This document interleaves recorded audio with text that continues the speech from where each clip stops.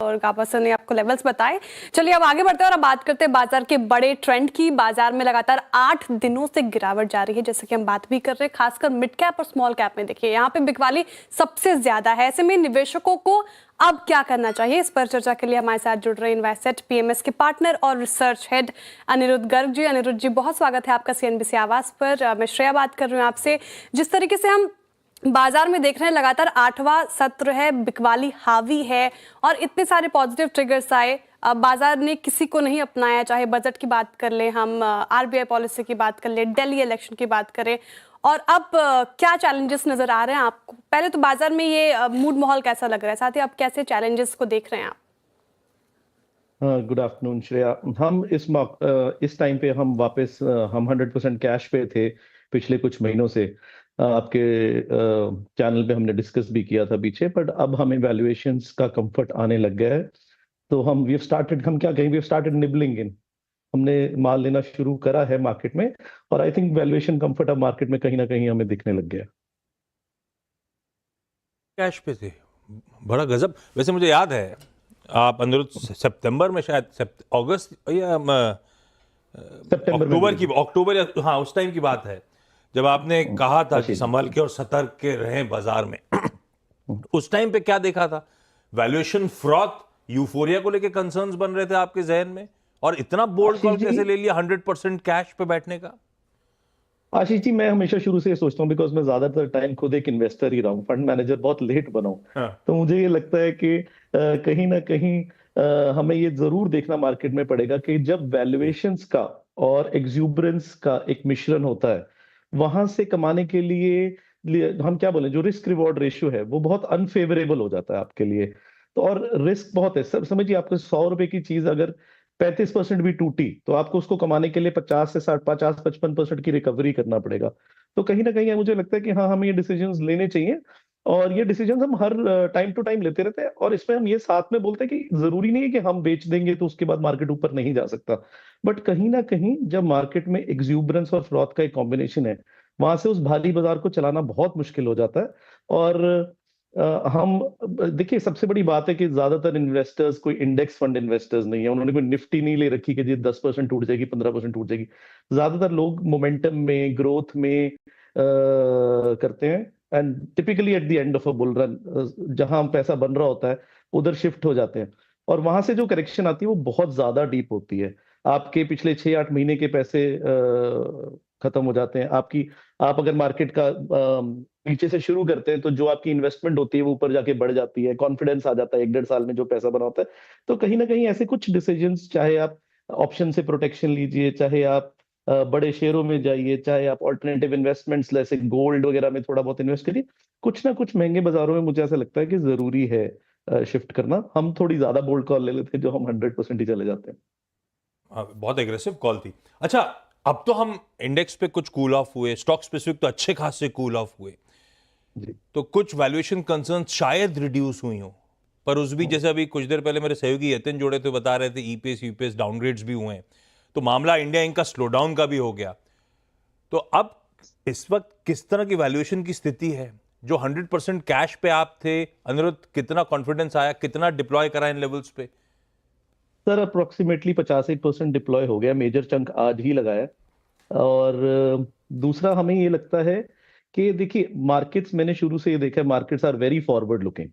जो ये आज ये रिजल्ट्स आ रहे हैं, मैं किसी भी ब्रोकरेज रिपोर्ट्स, बहुत अच्छी ब्रोकरेज रिपोर्ट्स आती हैं हमारी मार्केट में, बट कहीं ना कहीं वो आज का प्रेजेंट बताती हैं आपको, वो कल का फ्यूचर नहीं आपको बता पाती। जैसे आप भी पूछ रहे थे, मैं ऑनलाइन ही था जब आपने पूछा आगे क्या, तो आगे क्या का जवाब नहीं मिलेगा आपको जल्दी। मार्केट्स में जब वैल्यूएशन कंफर्ट आता है, आप देखिए कौन सी कंपनीज आपको ऊपर अच्छी लग रही थी, कौन सी कंपनीज में आपको ग्रोथ दिखती है। इंडिया एक बहुत बड़ी ग्रोथ अपॉर्चुनिटी है, और वो अगले 2 साल के लिए किन सेक्टर्स पे फोकस है, चाहे गवर्नमेंट का, चाहे प्राइवेट केपेक्स का, चाहे सेल्फ सस्टेनिंग सेक्टर्स जैसे फार्मास्यूटिकल, आईटी का, किसको कहाँ से रिलेटिव चेंज, रिलेटिव एडवांटेज मिल रही है, उन सेक्टर्स में इन्वेस्ट करने का अच्छा मौका रहता है। जी, आपने कहा, आपने एनालिसिस की और बताया कि कैसे आप इन्वेस्ट करते हो, तो अभी फिलहाल कौन से सेक्टर्स आपको अच्छे लग रहे हैं जहां पे आपने बेट लगाए हैं, वो सेक्टर्स बताइए। इसका एक और फॉलोअप जी। आपने 50% कैश डिप्लॉय कर लिया, उसमें आप कह रहे हैं सबसे एग्रेसिव कॉल आज लिया, आज क्यों वो दिन चुना? और श्रेया सही कह रही हैं, फिर डिप्लॉयमेंट किया तो आपका कंफर्टिंग साइड कौन सा था, कौन से सेक्टर्स, और सिर्फ लार्ज कैप पे रिस्ट्रिक्ट करा या कहीं और भी उतरे आप?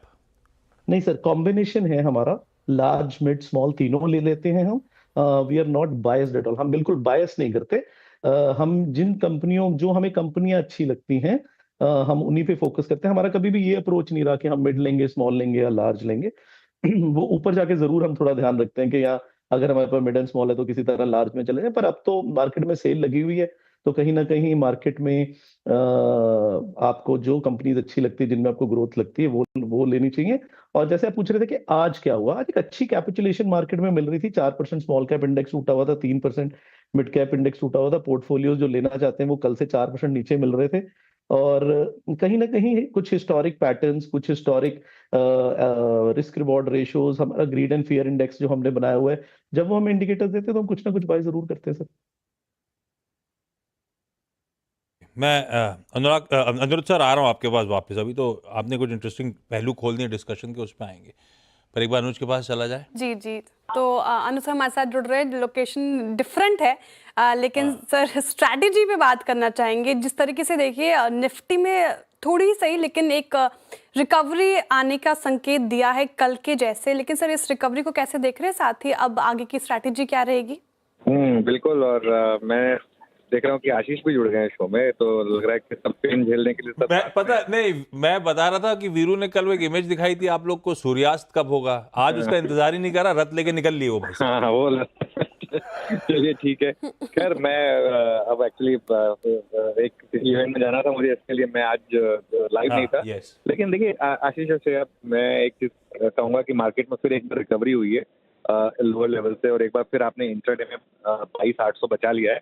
लेकिन देखिए ये क्या है ना, जैसे कहते हैं कि डेड कैट बाउंस कह लीजिए, या वो कहते हैं कि बियॉन्ड द पॉइंट मार्केट को जाना है नीचे। लेकिन शॉर्टिंग का भी एक तरीका होता है, मार्केट बीच बीच में वीक शॉर्ट्स को बाहर निकालता रहेगा। जो लोग एकदम मार्केट के ब्रेकडाउन के बाद शॉर्ट करेंगे उनको मार्केट ऐसे पनिश करेगा बीच बीच में। ये पहले भी हुआ है, आगे भी होता रहेगा।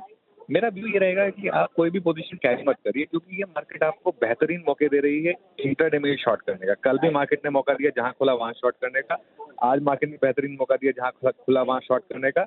और ठीक है, कल वापस आइए और उसके बाद देखिए मार्केट किस तरीके से रिएक्ट कर रहा है, और गैप अप या गैप डाउन जो भी होता है उसके बाद मार्केट इंट्राडे में आपको मौका देगा, आप उसके बाद उसी हिसाब से रहिए।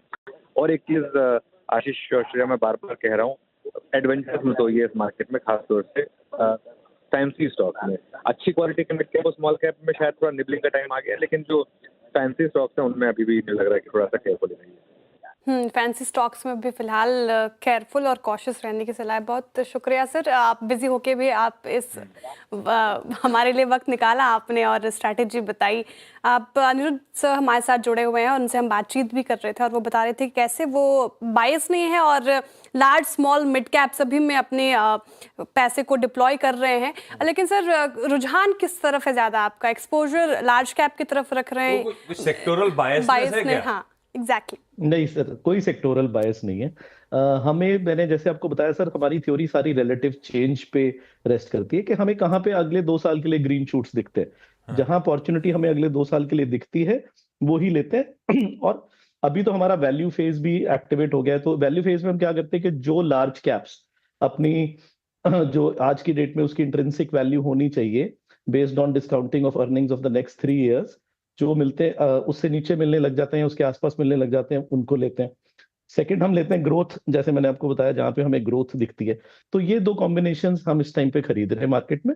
तो इसमें अगर वैल्यू में बोले तो लार्ज कैप आ जाते हैं, और आप कह सकते हैं कि अराउंड 45% हमारा लार्ज कैप पोर्टफोलियो होगा, अराउंड 30 हमारा मिड कैप होगा और 20 हमारा स्मॉल कैप होगा।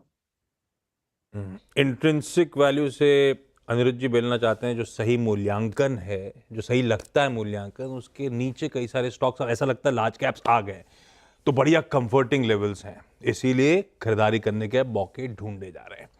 अच्छा, जब बाजार गिरता है ना तो कंसर्न होती है क्लाइंट्स की नर्व सूद करना, खासतौर पे पीएमएस वालों को। तो आई एम श्योर आप भी मिलने जा रहे होगे सबसे, किस तरह का फीडबैक मिल रहा है अनिरुद्ध जी? क्या समझा रहे हो उनको? कॉन्फिडेंस लौट रहा है, कॉन्फिडेंस बना हुआ है उनका, और जब मिलने जा रहे हो तो एक्स्ट्रा पैसा दे के बोल रहे हैं कि अनुरुद्धा और लगा दो यार, जो होगा देखा जाएगा। पैसा आ रहा है, नहीं आ रहा है, हो क्या रहा है, मूड आज कैसा है? हमने आज ही लेटर लिखा है अपने सारे क्लाइंट्स को हाँ। कि ये एक टाइम है। देखिए सर, मार्केट मेरे हिसाब से आशीष जी आपको दो चीजों के लिए, इक्विटी मार्केट हमें डेट से ज्यादा रिटर्न क्यों देता है? पहले तो हम एक्स्ट्राऑर्डिनरी एंटरप्रेन्योर्स पे, अच्छी कंपनीज पे एक फ्यूचर के लिए बेट लेते हैं जो कि अनसर्टेन है। और दूसरी चीज ये कि हम मार्केट में पैसा तब लगाते हैं जब मार्केट में फियर बहुत ज्यादा है। तो आई थिंक ये एक अच्छा कॉम्बिनेशन, ये एक टाइम है जहां पे दोनों कंडीशंस मीट होती हैं। तो क्यों ना मार्केट में पैसा लगाया जाए। हमारे इन्वेस्टर्स को हमने लेटर्स लिखे और बहुत पॉजिटिव रिस्पॉन्स आ रहा है। इन्वेस्टर हमारे केस में थोड़ा बायस इसलिए भी बोल सकते हैं कि इन्वेस्टर्स ने डाउनफॉल नहीं देखा इस वाले फॉल में, बट समवेयर हम तो उनको ये भी समझाते हैं कि आपके और भी म्यूचुअल फंड्स हों या पीएमएस हो, अगर किसी के मन में डर है तो ये डरने का टाइम नहीं है। क्योंकि आप देखिए कोविड में 23 मार्च को लॉकडाउन लगा, नेक्स्ट डे से मार्केट एक्सट्रीम फियर हुआ psychologically, and then next day से मार्केट चला। उसके बाद सेम रशिया यूक्रेन वॉर में बोले तो उसके बाद हमें बहुत अच्छे रिटर्न्स मिले। तो कहीं ना कहीं अगर हम फियर से क्या कहते हैं ना, हम ऊपर ग्रीड को सकम कर देते हैं और नीचे फियर को सकम कर देते हैं। तो ये चीज एज फंड मैनेजर्स हमारी ड्यूटी बनती है कि हम क्लाइंट्स को समझाएं कि हमें इसका विपरीत करना पड़ेगा। अच्छा, मेरी तरफ से आखिरी सवाल, ये आजकल क्या हो रहा है? अब तो ठंडे पड़ गए, तमाम कंसर्न्स थे, उसके बाद हमने काफी सारी पॉजिटिव्स देखे, चाहे वो ग्लोबल फ्रंट पे टैरिफ टलना, at least for the time being, और रेसिप्रोकल टैरिफ्स। हमारा बजट बुरा नहीं था, आरबीआई ने लिक्विडिटी की अगर किल्लत थी सिस्टम में तो उस प्रॉब्लम को एड्रेस करा, दरों में कटौती दी, श्रेय ने अभी मेंशन करा था दिल्ली इलेक्शन, सब तो हुआ जो बाजार चाहता था वैसे ही हुआ। तो आजकल अब क्यों उठते हैं रोज सुबह फिर धुल जाते हैं हम लोग? हमारे पीयर सब ठीक ठाक चलते हैं। देखिए सर, एक बड़ी पुरानी सेइंग है आशीष जी, हाँ। A bull run it feeds on bad news हाँ। And a bear run it feeds on good news. तो ये जितनी भी गुड न्यूज मार्केट में लाएंगे, मार्केट को उतना ही तोड़ने का मौका मिलता है। बिकॉज कहीं ना कहीं कोई भी बीच में थोड़ा बुलिश होता है, उसको मार्केट का करेक्ट करके पोजीशंस कटवा के आगे बढ़ जाती है। तो ये तो बियर रन का एक, या बुल मार्केट करेक्शन का एक बहुत पुराना वे ऑफ ऑपरेशन है। तो मुझे ये लगता है कि उल्टा देखना चाहिए। यहाँ पे आपको बैड न्यूज का वेट करना चाहिए। कहीं ना कहीं जब आपको लगे कि बैड न्यूज बहुत अच्छी आ रही है, मार्केट से डर लग रहा है, मार्केट में कुछ ऐसा हुआ, मतलब ये मेरा सोच है कि मार्केट में कुछ बैड न्यूज आएगा, मार्केट वहां पे बॉटम बनाएगा। जी, मेरी तरफ से भी एक आखिरी सवाल, और हमारी एक कलीग अभी बता रही थी कि म्यूचुअल फंड में कहाँ पे ज़्यादा फंड मैनेजर निवेश कर रहे हैं, और उसमें जोमेटो का भी नाम आया। और जिस तरीके से हम क्विक कॉमर्स स्पेस को लेकर बात भी करते रहते हैं, स्विगी, जोमेटो, आप क्या पिक कर रहे हैं? साथ ही स्पेस आपको कैसा लग रहा है?